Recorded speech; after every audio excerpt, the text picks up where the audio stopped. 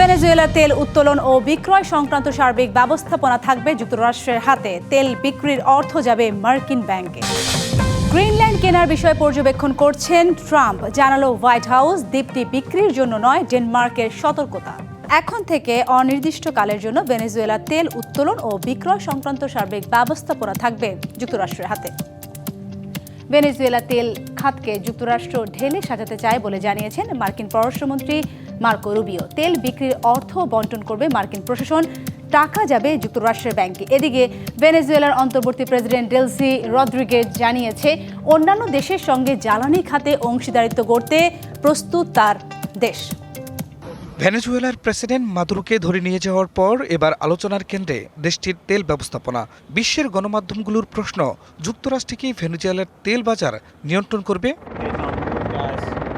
স্থানীয় সময় বুধবার এ নিয়ে মার্কিন পার্লামেন্ট কংগ্রেসের উচ্চ ভবন সিনেটে ব্রিফ করেন দেশটির পররাষ্ট্রমন্ত্রী মার্কো রুবিও। জানান, যুক্তরাষ্ট্র অনির্দিষ্টকালের জন্য দেশটির নিষেধাজ্ঞাভুক্ত তেল বিক্রি নিয়ন্ত্রণে রাখবে। ভেনেজুয়েলার তেল খাত বিশৃঙ্খলার দিকে ঝুঁকে পড়ুক এমনটা আমরা চাই না। রুবিও আরও বলেন, ভেনেজুয়েলার তেল খাতকে ঢেলে সাজানোর প্রথম পর্যায়ে অন্য কোনো দেশের কোম্পানিকে এ খাতে প্রবেশ করতে দেওয়া হবে না। সংস্কারের দ্বিতীয় পর্যায়ে অন্যান্য পশ্চিমা কোম্পানিকে ন্যায্যভাবে ভেনেজুয়েলার বাজারে প্রবেশ করতে দেওয়া হবে। এদিকে যুক্তরাষ্ট্রের জ্বালানি মন্ত্রণালয় বলছে, ভেনেজুয়েলার তেল বিক্রির অর্থ নেওয়া হবে যুক্তরাষ্ট্রের নেতৃত্বাধীন আন্তর্জাতিকভাবে স্বীকৃত ব্যাংকে। এই অর্থ মার্কিন সরকার তাদের নিজস্ব বিবেচনায় আমেরিকা ও ভেনেজুয়েলার জনগণের কল্যাণে খরচ করবে। এদিকে ভেনেজুয়েলার অন্তর্বর্তী প্রেসিডেন্ট ডেলসি রদ্রিগেজ বলেছেন, আন্তর্জাতিক আইন মেনে বাণিজ্যিক চুক্তির মাধ্যমে পারস্পরিক সম্পর্ক স্থাপনে আগ্রহী ভেনেজুয়েলা। ভেনেজুয়েলা এমন জ্বালানি সম্পর্কের জন্য উন্মুক্ত যেখানে সব পক্ষই লাভবান হবে। অর্থনৈতিক সহযোগিতা বাণিজ্যিক চুক্তিগুলোর মাধ্যমে সুস্পষ্টভাবে নির্ধারিত হবে। যুক্তরাষ্ট্রের জ্বালানি তথ্য বিষয়ক সংস্থা ইআই এর তথ্য, ভেনেজুয়েলার খনিগুলোতে অন্তত 30,000 থেকে 300 কোটি ব্যারেল অপরিশোধিত তেল মজুত আছে। খান মোহাম্মদ মুকুল, ডিবিসি নিউজ ডেস্ক। গ্রিনল্যান্ড কেনার বিষয়ে মার্কিন প্রেসিডেন্ট ডোনাল্ড ট্রাম্প উচ্চ পর্যায়ের কর্মকর্তাদের সঙ্গে আলোচনা করছেন বলে নিশ্চিত করেছে হোয়াইট হাউস। তবে এর প্রতিক্রিয়ায় দ্বীপটি কখনোই বিক্রির জন্য ছিল না, ভবিষ্যতেও থাকবে না বলে সতর্ক করেছেন ডেনমার্ক। এই অবস্থায় গ্রিনল্যান্ডের পাশে থাকার অঙ্গীকার করেছে ইউরোপীয় ইউনিয়ন। আটলান্টিক ও আর্কটিক মহাসাগরের মাঝামাঝি বরফে ঢাকা দ্বীপ গ্রিনল্যান্ড। ভেনেজুয়েলায় মার্কিন সামরিক অভিযানের পর বিশ্ব রাজনীতিতে নতুন করে দ্বীপটি নিয়ে উত্তেজনা ছড়িয়েছে। নতুন বছরের শুরুতেই গ্রিনল্যান্ডের নিয়ন্ত্রণ নিতে ওয়াশিংটন সামরিক পদক্ষেপ সহ সব ধরনের বিকল্প নিয়ে আলোচনা শুরু করায় নতুন করে বিতর্কের সৃষ্টি হয়েছে। তবে গ্রিনল্যান্ড দখল নয়, কেনার বিষয়ে মার্কিন প্রেসিডেন্ট ট্রাম্প আগ্রহী বলে জানিয়েছে হোয়াইট হাউস। যুক্তরাষ্ট্রের সর্বোচ্চ ক্ষমতার অধিকারী হিসেবে প্রেসিডেন্টের হাতে সবসময় সামরিক শক্তি ব্যবহারের সুযোগ থাকে। তবে প্রেসিডেন্ট ট্রাম্প পররাষ্ট্র নীতিগত লক্ষ্য বাস্তবায়নে বিকল্প নিয়ে আলোচনা করছেন। প্রতিক্রিয়ায় বরফে ঢাকা ভূখণ্ডটির মালিক ডেনমার্ক সাফ জানিয়ে দিয়েছে, স্বায়ত্তশাসিত দ্বীপাঞ্চলটি কোনোভাবেই বিক্রি করা হবে না। গ্রিনল্যান্ড নিয়ে যুক্তরাষ্ট্রের আগ্রহের শেষ নেই। আমরা স্পষ্ট করে বলতে চাই, গ্রিনল্যান্ড কখনো বিক্রির জন্য নয়, বিক্রি করা হবেও না। কেউ এ দ্বীপ দখল করতে পারবে না। ট্রাম্পের হুমকি ধামকি আর গায়ের জোরের বিপরীতে ডেনমার্ক অবশ্য পাশে পাচ্ছে তার আঞ্চলিক মিত্রদের। গ্রিনল্যান্ড তার জনগণেরই এবং ইউরোপীয় ইউনিয়নের দ্বীপটির প্রতি পূর্ণ সমর্থন রয়েছে বলে জানিয়েছেন ইইউ প্রেসিডেন্ট আন্তোনিও কস্তা। ফ্রান্সে অনুষ্ঠিত পররাষ্ট্রমন্ত্রীদের বৈঠকে জার্মান পররাষ্ট্রমন্ত্রী ইয়োহান ওয়াদেফুল বলেছেন, দ্বীপটির ভাগ্য গ্রিনল্যান্ড ও ডেনমার্কের জনগণই নির্ধারণ করবেন। যে কোনো দেশের সার্বভৌমত্ব, আঞ্চলিক অখণ্ডতা ও সীমান্তের নিরাপত্তায় জাতিসংঘ সনদে উল্লেখিত নীতি মেনে চলা উচিত বলেও মন্তব্য তার। গ্রিনল্যান্ড এখন আর কেবল বরফের স্তূপ নয়, বরং দ্বীপটির মাটির নিচে লুকিয়ে আছে বিশ্বের অন্যতম বিশাল বিরল খনিজ সম্পদের ভাণ্ডার। যদিও এর বাসিন্দারা মাতৃভূমিকে বিক্রির পণ্য হিসেবে মানতে নারাজ, এরপরও পরাশক্তিগুলোর প্রতিযোগিতায় এ শান্ত জনপদ এখন বিশ্বজুড়ে আলোচনার কেন্দ্রবিন্দু। মৌসুমী শান্তা, ডিবিসি নিউজ ডেস্ক। তেল সমৃদ্ধ ভেনেজুয়েলা চীনের লাতিন আমেরিকা কৌশলের অন্যতম স্তম্ভ, কিন্তু যুক্তরাষ্ট্রের সামরিক অভিযানে প্রেসিডেন্ট মাদুরোকে সরিয়ে দেওয়ার পর এখন সেই তেল ক্ষেত্রই বিনিয়োগের ঘোষণা দিয়েছে ওয়াশিংটন। এতে দক্ষিণ আমেরিকা চীনের প্রভাব কি হুমকির মুখে পড়ল? আর যুক্তরাষ্ট্র চীন মহাশক্তির প্রতিযোগিতা কোন দিকে যাচ্ছে? প্রশ্ন এখন চারিদিকে। মাদক পাচার ও সন্ত্রাসী কর্মকাণ্ডে জড়িত থাকার অভিযোগে ভেনেজুয়েলার প্রেসিডেন্ট নিকোলাস মাদুরোকে ধরে নিয়ে গেলেও দেশটির তেল নিয়ে যে ট্রাম্প তেলেসমাতি দেখাচ্ছেন তা বিশ্ববাসীর কাছে পরিষ্কার। কিন্তু তার পেছনে রয়েছে আরও একটি কারণ, চীন। ভেনেজুয়েলা দক্ষিণ আমেরিকার সবচেয়ে বড় তেল মজুতের দেশ, আর এই দেশটি গত 2 দশক ধরে চীনের জ্বালানি কৌশলের অন্যতম প্রধান অংশ। চীন শুধু ভেনেজুয়েলায় তেল কেনেনি, তারা বিনিয়োগ করেছে দেশটির তেল ক্ষেত্র, শোধনাগার, অবকাঠামো ও ঋণ সহায়তায়। এই ডেটার তথ্য অনুযায়ী বিগত বছরগুলোতে বেইজিং ভেনেজুয়েলায় বিনিয়োগ ও ঋণ দিয়েছে $5,000 কোটি ডলারেরও বেশি। কিন্তু প্রেসিডেন্ট নিকোলাস মাদুরোকে আটকের পর পাল্টে যায় দৃশ্যপট। প্রেসিডেন্ট ডোনাল্ড ট্রাম্প ঘোষণা দেন ভেনেজুয়েলার তেল ক্ষেত্রে এবার মার্কিন কোম্পানিগুলো বিনিয়োগ করবে।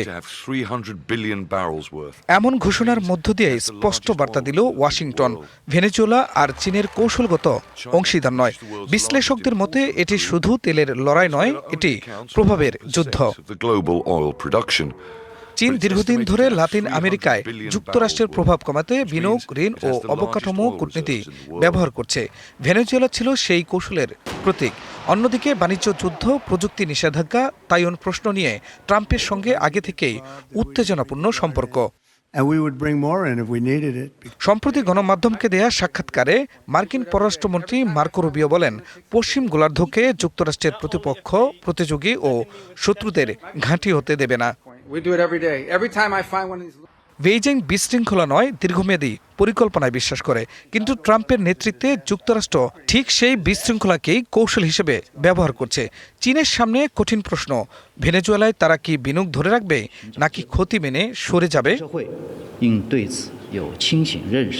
খান মোহাম্মদ মুকুল, ডিবিসি নিউজ ডেস্ক। জাতিসংঘ সংশ্লিষ্ট সংস্থা সহ প্রায় 66টি আন্তর্জাতিক সংগঠন থেকে নিজেদের প্রত্যাহারের প্রক্রিয়া শুরু করেছে যুক্তরাষ্ট্র।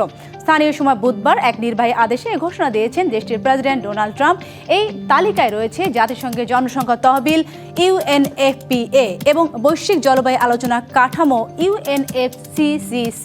ট্রাম্প প্রশাসনের দাবি এসব সংস্থা অপ্রয়োজনীয় এবং যুক্তরাষ্ট্রের জাতীয় স্বার্থের পরিপন্থী। এর আগে বিশ্ব স্বাস্থ্য সংস্থা, ইউনেস্কো ও জাতিসংঘ মানবাধিকার পরিষদ সহ একাধিক আন্তর্জাতিক সংস্থা থেকে সরে দাঁড়ায় যুক্তরাষ্ট্র। নতুন সিদ্ধান্তে জাতিসংঘের বিভিন্ন কর্মসূচি ও অর্থায়নে বড় ধরনের প্রভাব পড়তে পারে বলে আশঙ্কা করছেন বিশেষজ্ঞরা। ইয়েমেনের অন্তর্বর্তী রাজধানী এডেনে নিরাপত্তা পরিস্থিতি স্থিতিশীল রাখতে রাত্রিকালীন কারফিউ জারি করেছে স্থানীয় প্রশাসন। স্থানীয় সময় বুধবার থেকে প্রতিদিন রাত 9টা থেকে সকাল 6টা পর্যন্ত এই কারফিউ কার্যকর থাকবে। সাম্প্রতিক আঞ্চলিক উত্তেজনা প্রেক্ষাপটে শহর জুড়ে নিরাপত্তা জোরদার করা হয়েছে। এডেনের বিভিন্ন গুরুত্বপূর্ণ এলাকায় নিরাপত্তা বাহিনী মোতায়েন করা হয়েছে এবং যানবাহন তল্লাশি অব্যাহত আছে। এডেন গভর্নর কার্যালয়ের পরিচালক আমজাদ আল হুসেইনি জানিয়েছেন, শহরের সামগ্রিক পরিস্থিতি নিয়ন্ত্রণে রয়েছে এবং প্রয়োজনীয় সব ব্যবস্থা স্বাভাবিকভাবেই এগিয়ে চলছে। রাশিয়ার চেচনিয়া অঞ্চলের নেতা রমজান কাদিরভকে অপহরণ করতে যুক্তরাষ্ট্রকে আহ্বান জানিয়েছেন ইউক্রেনের প্রেসিডেন্ট ভলোদিমির জেলেনস্কি। স্থানীয় সময় বুধবার সামাজিক যোগাযোগ মাধ্যমে টেলিগ্রামে দেওয়া এক বার্তায় জেলেনস্কি বলেন, এমন পদক্ষেপ নিলে রুশ প্রেসিডেন্ট ভ্লাদিমির পুতিন ইউক্রেনে শান্তি প্রতিষ্ঠার বিষয়টি গুরুত্ব দিয়ে ভাবতে বাধ্য হবেন। একই সাথে ভেনেজুয়েলার মার্কিন অভিযানের প্রশংসা করেন তিনি। জেলেনস্কির মন্তব্যের পাল্টা প্রতিক্রিয়ায় কাদিরভ একে অযৌক্তিক ও হাস্যকর বলে আখ্যা দেন। ইসরায়েলে আগাম হামলা চালানো হুঁশিয়ারি দিয়েছে ইরান। দেশটির নবগঠিত ইরানিয়ান ডিফেন্স কাউন্সিল এক বিবৃতিতে সতর্ক বার্তা দেয়। এর ফলে ওই অঞ্চলে নতুন করে উত্তেজনা আশঙ্কা তৈরি হয়েছে। বিবৃতিতে বলা হয়েছে, ইরানের অভ্যন্তরীণ বিষয়ে কোনো ধরনের হস্তক্ষেপ বা দেশটিতে অস্থিরতা তৈরির চেষ্টা করা হলে দাঁত ভাঙা জবাব দেওয়া হবে। আরও বলা হয়, যে কোনো ধরনের আগ্রাসন বা শত্রুতামূলক আচরণের উপযুক্ত ও কঠোর জবাব দেওয়া হবে। যারা আক্রমণ করবে তাদের একই কায়দায় পাল্টা আঘাত করা হবে। ইরানের বিপ্লবী গার্ড বাহিনী IRGCর আকাশ প্রতিরক্ষা ব্যবস্থা ও ক্ষেপণাস্ত্র ইউনিটের সক্ষমতা যাচাইয়ের জন্য সামরিক মহড়া চালানোর 2 দিন পর এমন হুঁশিয়ারি এলো। না ফেরার দেশে পাড়ি জমিয়েছেন আন্তর্জাতিক খ্যাতিসম্পন্ন চলচ্চিত্রকার বেলাটার। দীর্ঘদিন ধরেই নানা গুরুতর শারীরিক অসুস্থতায় ভুগছিলেন তিনি। অবশেষে মঙ্গলবার 70 বছর বয়সে হাঙ্গেরিতে মারা যান আর্ট হাউস চলচ্চিত্র নির্মাতাদের এই পথিকৃৎ। শ্বেতানঙ্গে কিংবা ডেমিনেশন এর মতো চলচ্চিত্র দিয়ে বেলাটার বিশ্ব চলচ্চিত্র তৈরি করেছিলেন নিজস্ব এক ভাষা, যা তাকে চলচ্চিত্র প্রেমীদের মাঝে বাঁচিয়ে রাখবে অনন্তকাল। বেলাটার, যিনি লাইট ক্যামেরা অ্যাকশনে নিজস্ব এক ভাষায় বানিয়েছিলেন প্রথাগত নির্মাণের ছক ভাঙার একটি ট্র্যাডিশন, যিনি ডেমনেশন ও শ্বেতাঙ্গর মতো বিষণ্ণ চলচ্চিত্র নির্মাণের জন্য বিশ্বজুড়ে পান পরিচিতি।